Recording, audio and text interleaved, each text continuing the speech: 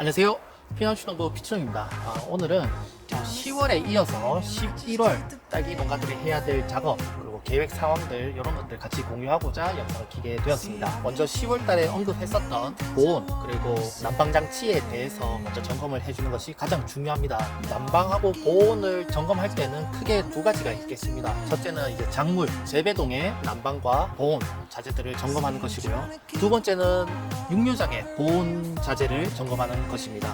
육류장에는 따로 난방 시설을 하진 않고요. 재배동 같은 경우에는 최저 온도가 8도에서 9도 정도로 저는 세팅을 하는데, 다른 농가 같은 경우에는 난방 장치가 돌아가는 온도를 7도 정도로 맞춰놓는 것도 있습니다. 요거는 개인 농장마다 차별이 있는 거니까는 알아서 정하시면 되는 건데, 기름 온풍기를 쓰시는 데도 있고, FCU 돌리는 데도 있고, 그리고 전기 온풍기 하시는 분들도 있는데, 각각의 장치에 맞게 시범적으로 운행을 한번 돌려봐서 에러 없이 잘 작동하는지를 먼저 점검을 해주고요. 난방기에 이어서 두 번째는 수막시설을 갖춘 농장이 있는데요. 저희도 수막시설이 있어서 단독 작은 하우스 같은 경우에는 수막 호스를 지금 갈아가지고 다시 끼워 놓은 상태입니다. 수막 호스만 가지고 끝나는 것이 아니라 이중 비닐, 수막 비닐 이렇게 설치를 해 주어야 하고요. 그리고 세 번째는 하우스 내부와 외부 사이에 공간이 없게끔, 틈이 발생하지 않게끔 메꿔 주어야 하는데요.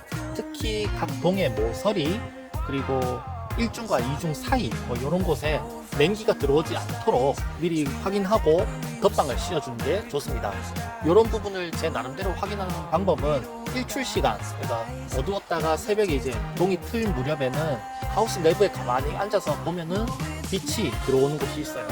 그런 곳을 중점적으로 이렇게 쭉 바라보면은 빈틈을 발견할 수가 있고, 거기를 땜빵을 시켜서 막아줍니다. 그리고 세 번째는 난방기에 덕트를 같이 설치하는 곳이 있는데, 덕트가 삭아서 떨어진 곳이나 구멍난 곳이 없는지 확인해 보시고, 그리고 낡았다면 새 것으로 교체해 주어야 합니다. 그리고 네 번째는 딸기만 난방을 해주는 것이 아니라 안에 있는 벌통도 좀 보온을 해 주어야 하는데요. 벌통을 설치할 때는 땅에서 조금 떨어진 상태로 외부 공기에 좀 노출되어 있는 환경인데, 그러다 보니까는 좀 쉽게 추워질 수가 있습니다. 다들 아시다시피 벌은 곤충, 즉 변온 동물이기 때문에 주위의 온도에 따라서 움직일 수도 있고 못 움직일 수도 있고 합니다. 그래서 온도가 낮으면 움직이질 못하고 온도가 올라가야 벌이 활동을 할 수가 있는데요. 너무 온도가 추워지면은 스트레스를 받는 거죠. 저 같은 경우에는 벌통에다가 보온 덮개 또는 이불 같은 거를 좀 위에다가 덮어주는 편입니다. 이거는 각 농가의 상황에 맞게 하시면 될 것 같습니다. 그리고 육류장 같은 경우에는 보시다시피 제가 오늘 촬영하고 있는 곳이 육류장입니다. 이 육류장에서는 지금 보시칼묘를 키우는 것이 아니라 내년에 쓸 모주를 이렇게 삽목을 해서 키워놨습니다.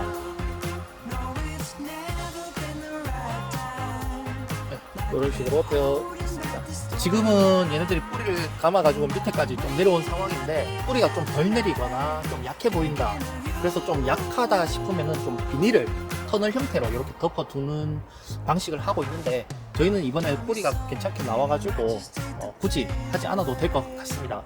추위는 한 11월 말쯤 20일부터 한 25일 요때부터 이제 좀 찾아올 것 같은데, 그때 되면은 지금 뿌리보다 좀 더 나와가지고 충분히 휴면을 할 수 있는 뿌리가 나올 것 같습니다. 그래서 저는 따로 육류장에는 보온시설을 하지 않을 건데, 요것도 농장 상황에 맞게 하시면 될 것 같고요. 보온 난방 장치를 점검하고 난 다음에 두 번째는 이제 적과 저겹을 해 주어야 합니다. 적과 같은 경우에는 첫 번째 꽃대에 가만히 놔두면은 한 화방에 30개 넘게도 꽃이 열릴 수가 있는데요, 서량 기준으로. 근데 그것들을 키워내려고 하면은 딸기도 힘들고 열매도 다 자라가지고 못 쓰는 딸기가 될 수 있습니다. 선택과 집중으로 될 만한 딸기에게 영양분을 집중하기 위해 가지고 적과를 해 주어야 하는데요.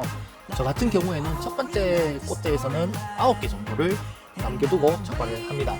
세력이 좋다 하면 한 11개까지는 남겨두고요. 보통은 9개 정도로 남겨둡니다. 이것도 판매 전략에 따라서 농가에 맞게 상황에 봐서 하시면 될 것 같은데, 좋은 물건을 만들어내려면 확실히 적과를 하는 게 좋겠죠. 저겹 같은 경우에는 하염, 노염 이렇게 얘기를 하는데, 밑에 잎이 좀 많이 늙었거나 그리고 햇빛을 못 본다 하면은 제거해 주는 것이 좋습니다.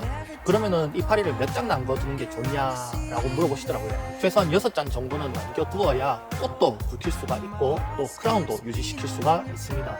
그래서 한 8장 정도 있다 그러면 한 2장 정도는 깔아주시는 게 일반적으로 좋을 것 같습니다. 난방 보온 그리고 적과 저기압하고 난 다음에 세 번째는 이제 딸기 수확을 준비해야 합니다. 지난달 영상에서 말씀드렸는데요.